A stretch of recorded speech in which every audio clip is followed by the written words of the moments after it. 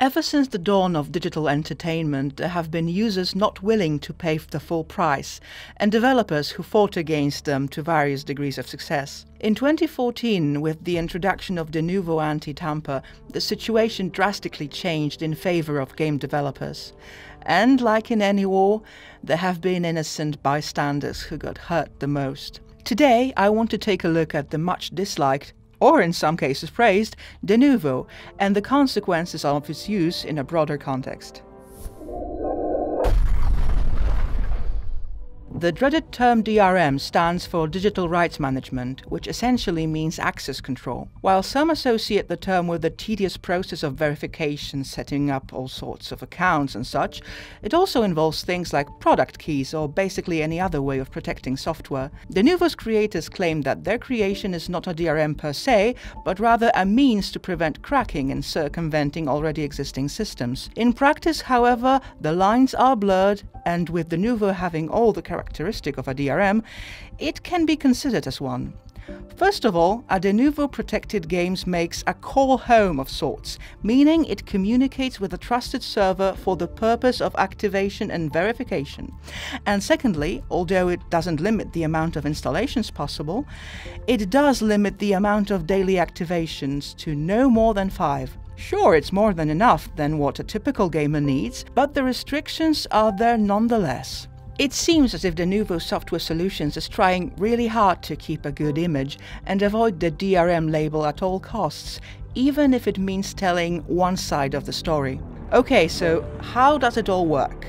In essence, Denuvo is an abstraction to messing around with game files, which at the same time is invisible to users. When it comes to the extent to which it involves games files, it all depends on how the developer chooses to implement it. In some cases, it only involves the executable file. In others, all of them. And there are even examples of gamers being able to turn it off entirely, just like in 2016's Doom or Inside. It goes without saying that the overall process behind Denuvo remains a secret, and all we have at this point are speculations. What we do know for a fact, thanks to an experiment conducted by a NeoGAF user, is that the process involves connecting with the Denuvo Software Solutions server. If we change parts of our computer or remove the Denuvo license file created after the first installation, the connection process repeats. Some even say they had to reactivate after updating the game, or even after not playing for a prolonged period of time. It's most likely that the contents of the license file are checked every time an application is started. Such a file contains the data regarding our operating system, hardware, and even the digital distribution platform where we purchased the software. It is also said that based on the collected data, Denuvo generates a specific key for a specific copy on a given system, and that in the case of Steam, it most likely involves our Steam ID, Steam App ID, and the game's product key. And while it's all quite plausible, it's still nothing more than a theory. If all of that is true, however, no wonder making a stable pirated version of a Denuvo protected game is such a Herculean task, no matter if it's actually DRM or not.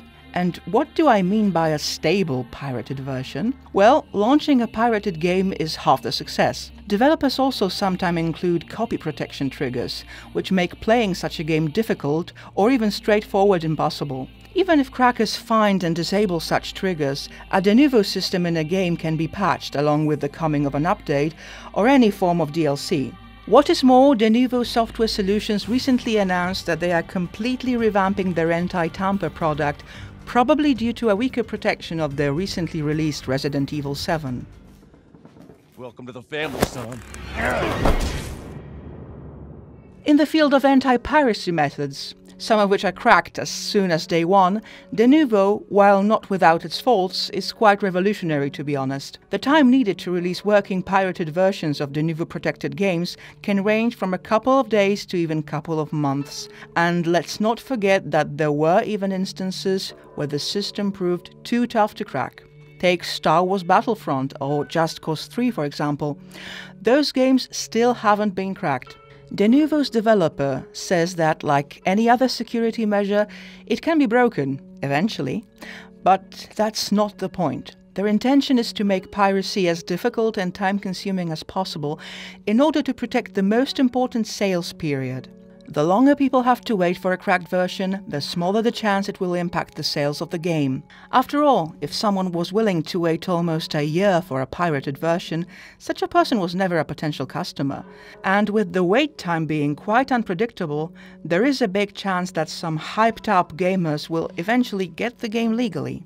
Let's look at some examples of the use of the anti-tamper system. Titles like Doom, Rise of the Tomb Raider or Lords of the Fallen held out for a couple of months, while Dragon Age Inquisition made headlines remaining in an unpirated form for only a month. Recently, the creators of the system got quite unlucky as Conan Exiles and the aforementioned Resident Evil 7 got cracked in a matter of days, resulting in bad press. However, the situation isn't as dire as it seems. In Conan's case, it was the developer's fault for releasing an unprotected build, while with Resident Evil 7 it was the case of a poor decision of releasing the demo version of the game prior to the release.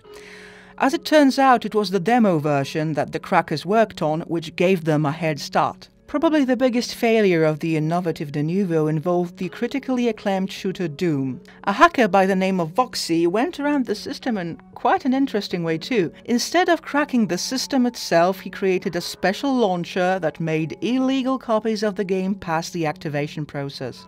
His application would first download Doom's demo so that the users had it in their Steam library, and then would launch the full pirated version, meanwhile swapping the Steam app ID of the pirated version for the one of the demo. For some reason, Denuvo's servers accepted the app ID of the demo, so the full version of the game was playable. Naturally, Denuvo's software solutions quickly got word of this unique method and rendered it useless since, but according to the hacker, over 600,000 people managed to use it before it got blocked.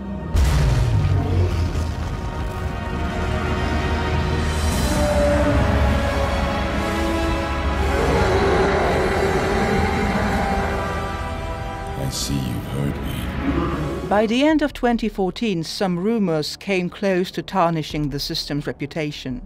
The rumor in question probably originated from the RPG Codex forums and claimed that Denuvo shortens the lifespan of one's SSD drive. People believed that such a thing was the result of the constant encryption and decryption of the data being copied from RAM to the hard drive and back. Said phenomenon was supposedly diagnosed way back in Lords of the Fallen, but soon after, upon the release of Dragon Age Inquisition, the rumor proved to be false, as no such behavior was visible. Another popular theory, probably brought forth by the enemies of the system, accuses Denuvo of making the games run slower.